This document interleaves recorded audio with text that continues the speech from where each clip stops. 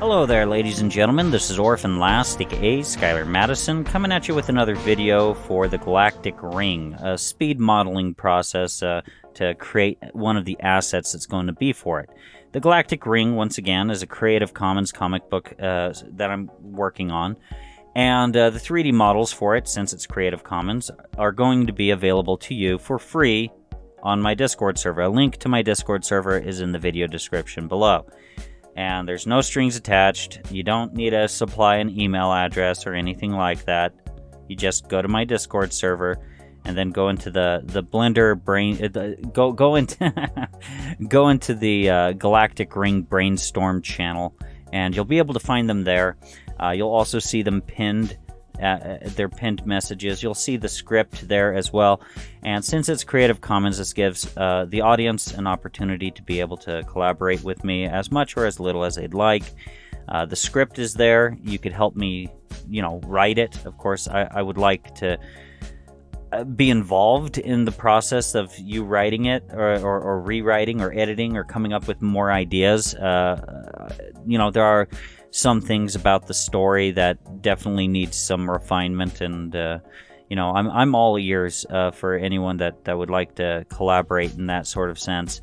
But yeah, what I'm modeling inside of this video is kind of like a floating camera sort of drone. It's a semi-autonomous sort of drone. A drone inside of the Galactic Ring is kind of like a droid, and inside of the first issue, the first comic, or whatever, I'm not planning on focusing too much on the drones too much, but this one, it just hovers around. The idea is that its entire body, even though it's made out of metal, it can just illuminate itself in the dark. It flies around and stuff. It can record footage. It can go ahead and stream stream footage and stuff like that. And I believe it's able to connect itself to variously different technological devices via something kind of like Bluetooth, and hack into enemy computers or what have you. It's a pretty versatile sort of device, and so yeah, it's going to be kind of like a reoccurring character around the main character, Quinn. And you can see a concept image there, and it's an image that I drew quite a while ago. It was the picture that I drew for the landscape, like my video about me illustrating a landscape. This was a few months ago when I made this video, and so it's not like it took up just this tiny portion of the canvas, and it's like, okay, well, that's the closest thing that I have to a concept image of this thing. And so initially I was trying to stay pretty loyal to it, but as time developed, it's like, well, it looks nice as a drawing, but when you look at it in 3D space, it looks like it's kind of empty. Like there's not much to its design. And so there came a point where I was just kind of wanting to add more to it. And yeah, once again, it's all my artwork, the concept art, everything, so I'm allowed to do that.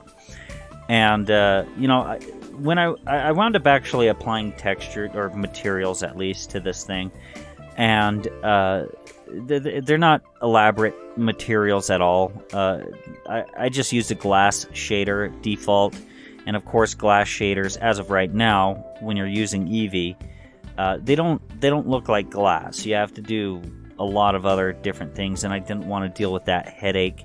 But the glass looks like glass for this thing, and it kind of looks like that droid to some extent that would follow around Darth Maul in Episode 1, The Phantom Menace. Except there are distinct differences. I wound up putting kind of like this little propulsion thing there, and so this thing's not very stealthy, especially at night, because you could see this emission of light coming from the back of it, and I picture it just, I don't know, maybe it's able to kind of turn off that emission, but maybe that's more like if it needs some sort of turbo booster to move a lot faster, like its version of NOS, I think that would be kind of interesting. I don't know. It all depends on what I need it for later on down the road. So maybe that big jet on the back of it isn't necessarily needed. But yeah, this was really interesting because Mesh Machine is one of the paid plugins that I haven't really focused on that much. And some of the reason being is because Mesh Machine is mainly a tool to help you manage your topology.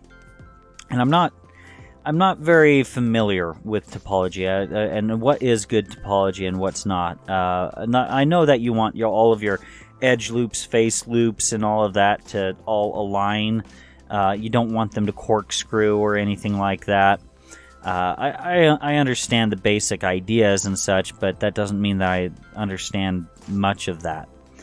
And so, ultimately, with hard surface modeling, as long as things aren't needing to be warped, because it's not going to be deformed through any kind of animation or something like a skeletal sort of rig. As long as it doesn't need any of that, your topology doesn't have to be perfect as long as the shading is nice. And so I'm kind of taking advantage of that as much as possible as of right now. But still, Mesh Machine is something that I've wanted to learn for quite a while. So what I've decided is, okay, well, I've been procrastinating making this 3D model on a round surface, and the reason why I would procrastinate that, for those of you that aren't familiar with 3D modeling, when you start doing a whole bunch of Boolean actions, using a bunch of cutters and stuff like that on a round surface, oftentimes what you'll encounter is a lot of shading issues. Now, I suppose I could have just considered every step in the process of modeling this thing as being a sketch and just keep moving along with it looking like it's just this strange mess.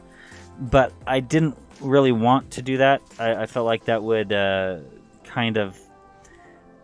By the time that I would want to refine the topology, I felt like it would be just too much to deal with. It would be so overwhelming, and I would have, at that point, spent so much time on it that I would be looking at it and thinking, I don't have enough time to refine this, and then giving up, and then having to come up with a different idea for the week's video, and being in a real big hurry to try to come out with this week's video. So I didn't want to deal with any of that.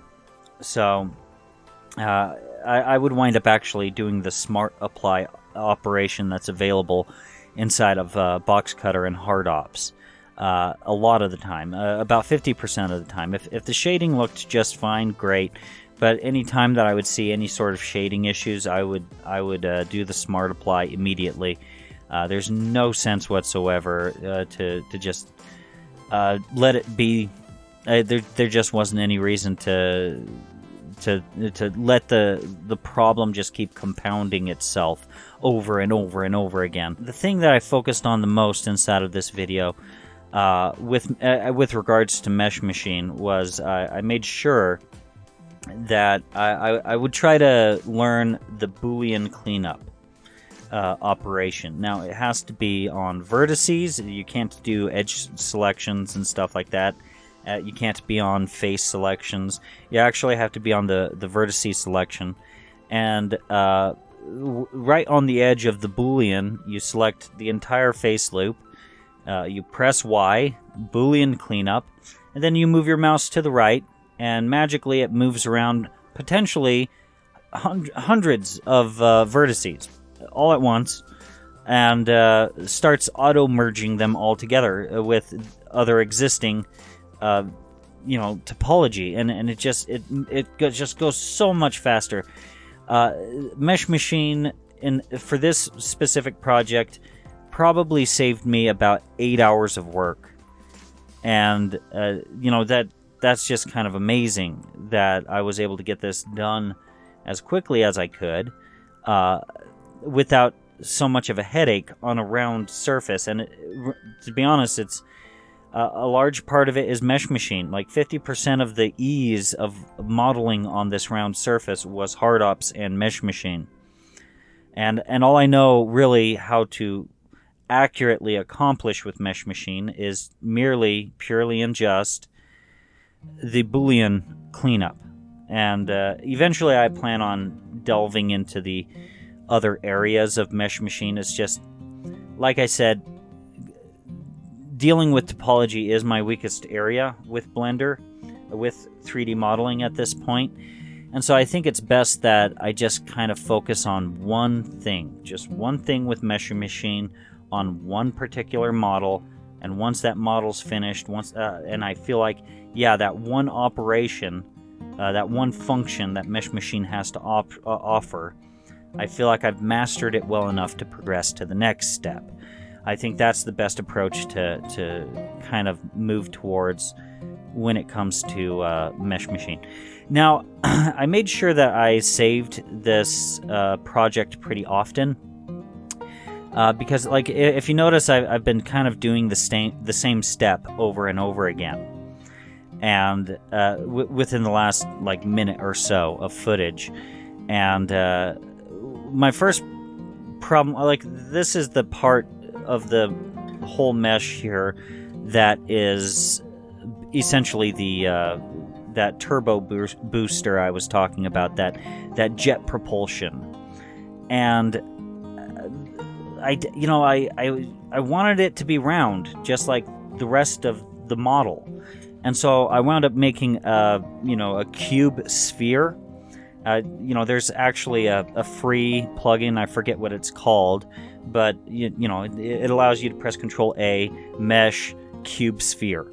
And I went ahead and created a cube sphere, and that it deleted most of it, and then used loop tools to make a circle out of the edge loops. And then to successfully make this merge into it, or just look like a separate piece that's connected to it, I wound up, in the end, just duplicating that mesh, that round mesh that I kind of cut out of a round sphere and butted it up to the existing mesh, and then I wound up actually just kind of creating the joining the two meshes together.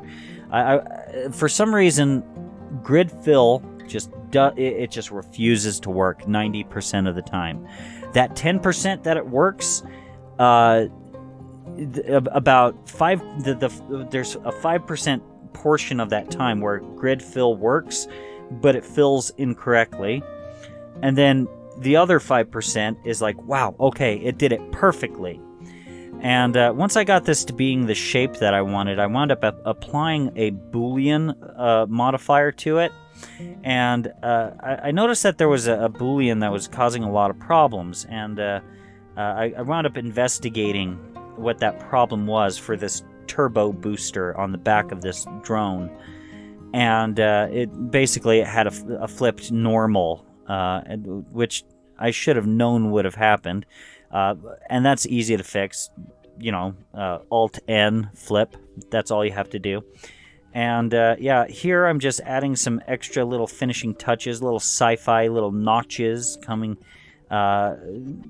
Basically, the idea is you have to have some way to take this thing apart in order to fix it. And I don't know if this is necessarily going to be something like an R2-D2 sort of device where, it has a whole bunch of arms. I kind of doubt it. But as of right now, the way the mesh is, as of right now, I don't have anything rigged to... I didn't model it to be that way. I suppose I could, do a Boolean to get rid of a whole bunch of internal faces and possibly add a few hinges later on down the road to kind of make it so that different parts of it can open up so that these little arms can come out. But it all depends on what I need for the story later on down the road. That sort of thing. One thing that I noticed on a round surface is that the inset cutters, they did not work. And so what I wound up doing is actually doing a knife tool. in order to do all of the insetting that I needed. That was a little bit of a frustration, but it was something that I wound up accomplishing anyhow. That is the primary difference, I suppose, when it concerns box cutters workflow, when relating it to, a round surface compared to a flat surface. The insetting function just did not work the way that I wanted it to. And so really quick here, the final model is going to come up on the screen, and once again, I didn't do anything too elaborate with the camera, but I look at this thing and I wound up, I guess with the materials, I wound up experimenting a little bit more with emissions, researching that a little bit more. It's not a whole lot to research, but it was satisfying to see, okay, yeah, I can make an object an emission. And, the glass, it is EV glass that hasn't been optimized or anything like that, but it doesn't have to. It's not supposed to be a transparent form of glass, so it looks good. I'm really happy with this. This is exactly what I had envisioned. Anyways, guys, that pretty much concludes it for this video. If you guys enjoyed it, please feel free to like, share, and subscribe. And if you guys would like to get more notifications from me and participate with my community, feel free to join my Discord. A link to my Discord is in the video description below. If you'd like to support this channel, there's an image of a t-shirt in the upper right corner of the screen. It leads to my Teespring. Any support with the purchase of a t-shirt would be much appreciated. And if you've enjoyed this content and would like to see more, feel free to click on anything else that's appearing on the screen right now.